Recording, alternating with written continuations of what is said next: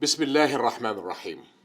Mr. President, Mr. Secretary General, Your Excellencies, it is a special pleasure to be part of this General Assembly as our countries join in a common cause.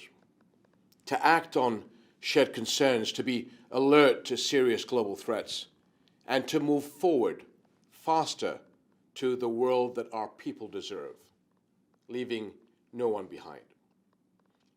I do not need to elaborate upon what we all know. Today's most critical challenges are global in scope. The deadly pandemic, climate change, violent conflicts exploited by global extremists, destabilizing economic fault lines, a continuing global refugee crisis.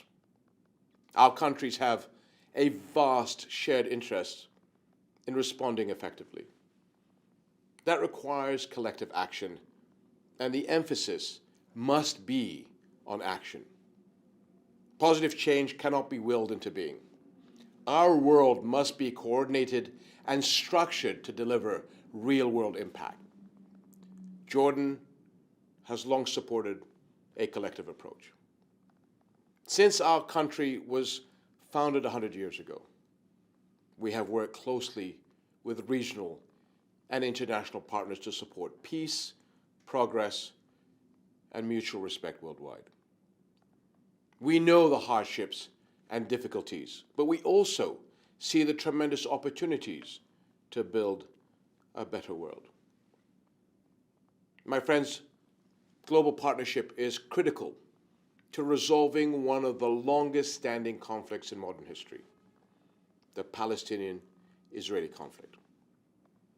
The bitter war on Gaza this past year was a reminder that the current situation is simply unsustainable.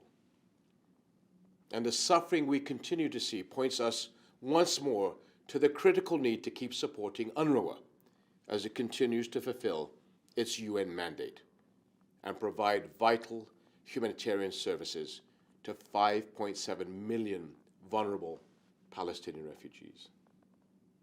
But how many more homes will be lost? How many more children will die before the world wakes up? Genuine security for either side, indeed for the whole world, can only be achieved through the two-state solution, a solution that leads to the establishment of an independent, sovereign, and viable Palestinian state on the basis of the June 1967 lines with East Jerusalem as its capital, living side by side with Israel in peace and security. And Jerusalem is at the heart of this peace. Billions of people around the world hold this holy city dear. For our part, Jordan will continue working to preserve the historic and legal status quo of Jerusalem and its Islamic and Christian holy sites under Hashemite custodianship. I believe Jerusalem's holiness to Muslims, Christians, and Jews can and must bring us together. With international help, the holy city can be not a cause of division, but a symbol of unity for all to see. My friends, elsewhere in the region, Lebanon is facing a dire humanitarian and economic situation. Desperate living conditions are looming for millions, family tables without food, homes losing electricity and water, workplaces unable to operate. In this time of great need, we owe the Lebanese people our full support to enable them to rise from this crisis. And that demands a well-planned, well-executed international response engaging all of us. And the world must not forget the millions of refugees in host countries like Lebanon.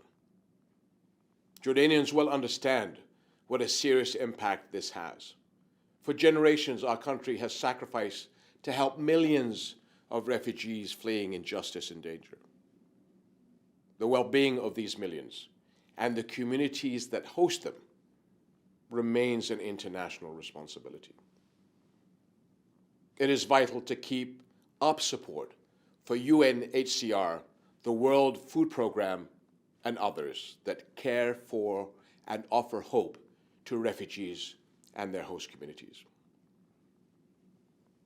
My friends, leaving people in need, innocence in jeopardy, and conflicts unresolved plays into the hands of global extremists who exploit the despair, frustration, and anger these crises leave in their wake.